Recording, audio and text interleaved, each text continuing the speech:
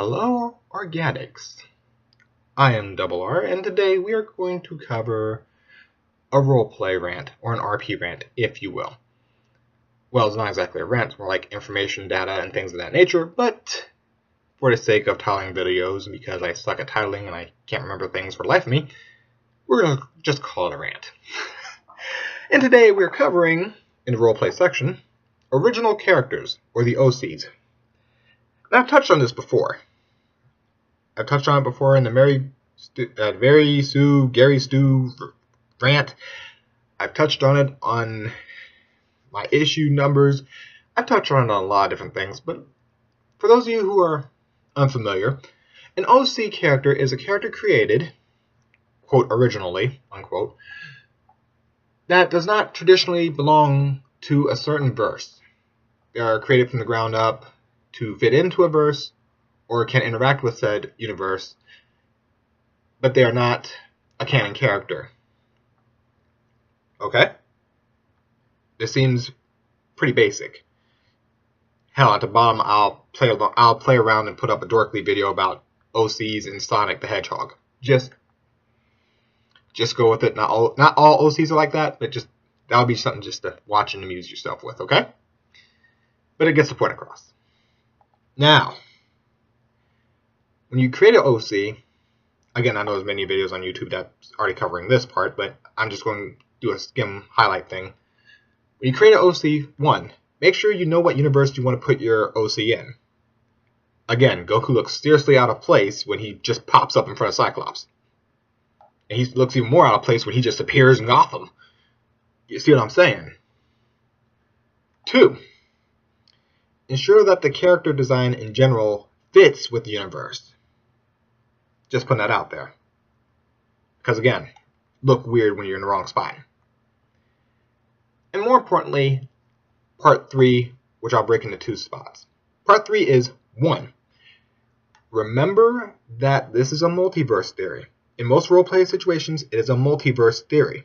That means you can run into different types of Jokers who have different mentalities. I've covered this over character translation. And I'll put that video down there too. Remember, it's a multiverse theory. So do not always apply the issue 3 logic to this. For those of you who don't know, issue 3 is cross-gaming and metagame knowledge. That said, also remember the second part of this last item. I know it sounds confusing, but I'll go over it again a little bit clearer later. And the last part is, remember issue 2. People cannot read and or listen, or they choose not to.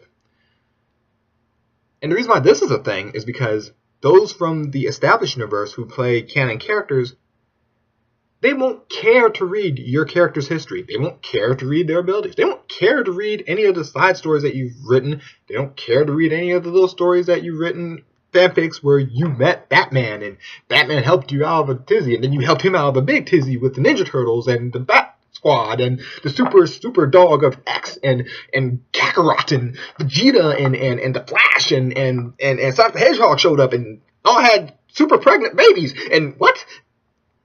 Sorry, that Dorkly rant there. But you see what I'm saying?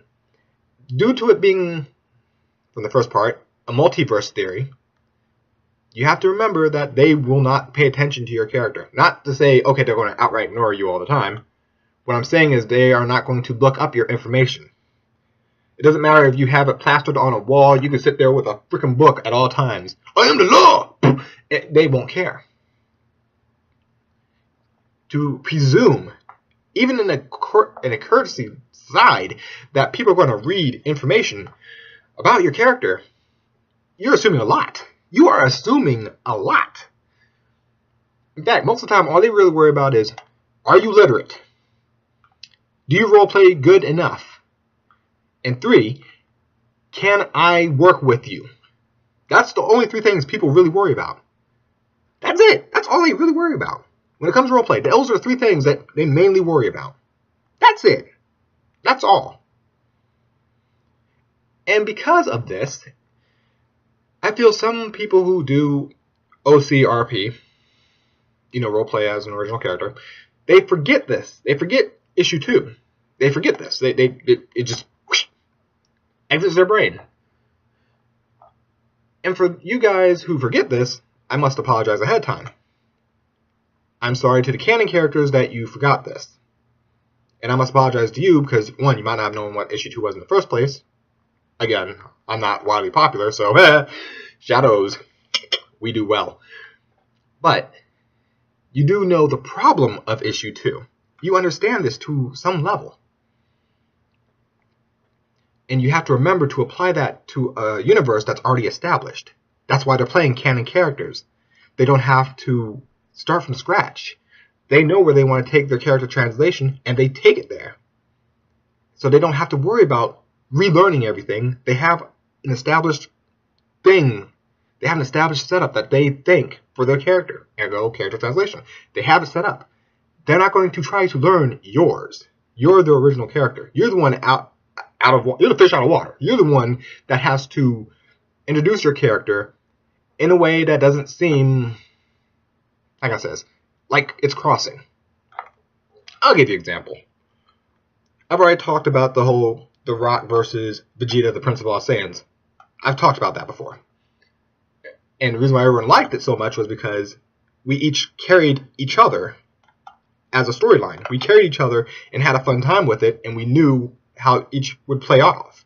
We're not using our knowledge of the other character. Vegeta wasn't using information about the Rock, and I wasn't using information about Vegeta. We just insulted each other on how our character would see the other person. The Rock saw Vegeta a certain way, Vegeta saw the Rock a certain way, and they just started throwing insults. That's how they are. And people liked that because it fit both characters. Neither backed down, neither backed away. Attacks were thrown, dodges were done, but the dodges were done in a way that made sense.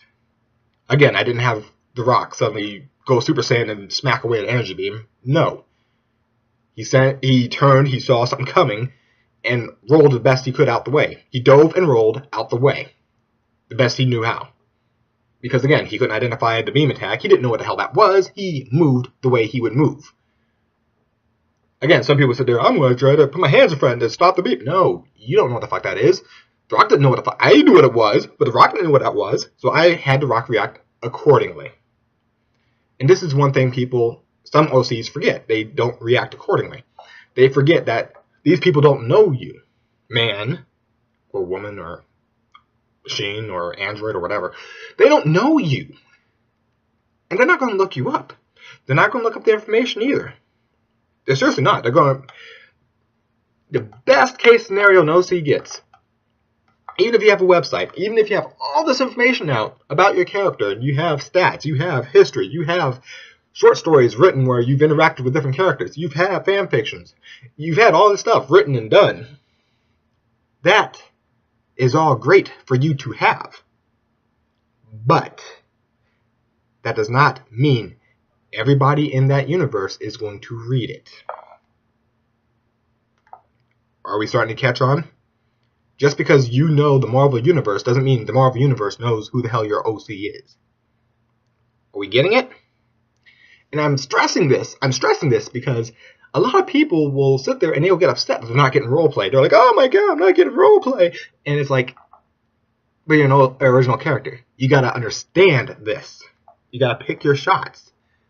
You gotta introduce yourself in a way that doesn't seem like you're crossing. I'll give you a more current example, if you will.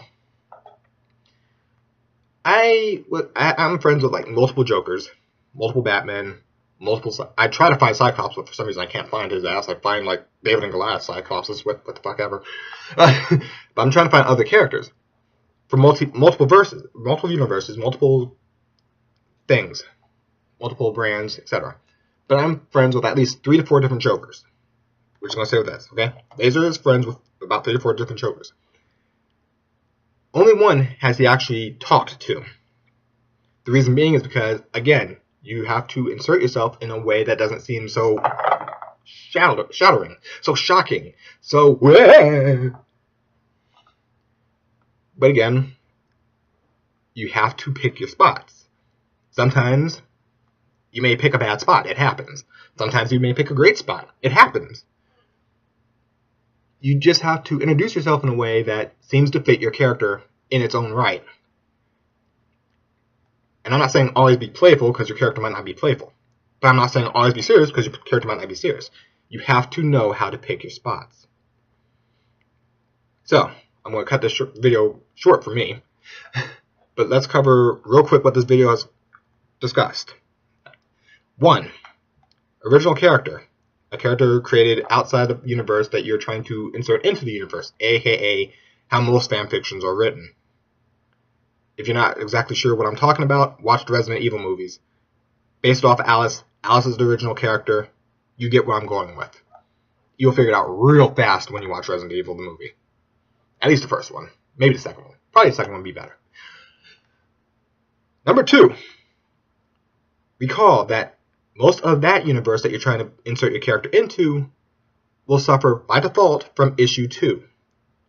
People cannot read and or listen or choose not to. That means even if you have encyclopedias of information of your character, they won't know it. Unless your character is an established canon character, they won't know it. Nor will they bother trying to learn it. So insert yourself into the universe as best you can. Don't overstep your bounds. Don't understep your bounds. Just pick your spots. Remember, you are the fish out of water, not them. You're the OC. They're the canon. They are the established. You are not. If you want to be part of their established universe, you're going to have to step out and do something. That said, remember line item number 3. Line item number 3. My English is not fair with me today. And that is, they may suffer from issue 2, but that gives you no excuse to suffer from issue 3. Metagame knowledge and cross roleplay.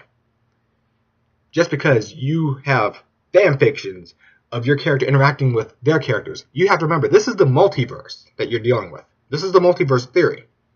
Again, if you don't know what the hell that's about, watch the movie, The One. Watch the show Dragon Ball Z, The Trunks / Android / Cell Saga. Watch that, because Trunks covers that over and over again. And of course, the movie The One is a lot shorter, but it gets the same point across. Just because there's one character one way doesn't mean it's going to carry all the time. And if you really don't know, then watch Flashpoint. Great animated movie. Flash is a DC movie, but again, very hard on the multiverse theory. Kind of shows it, makes it make a lot of sense. So those 3 things, if you don't know what the multiverse theory is, watch those 3, you'll get it. You will get it. Now, with those said, I want you to roleplay the best of your ability.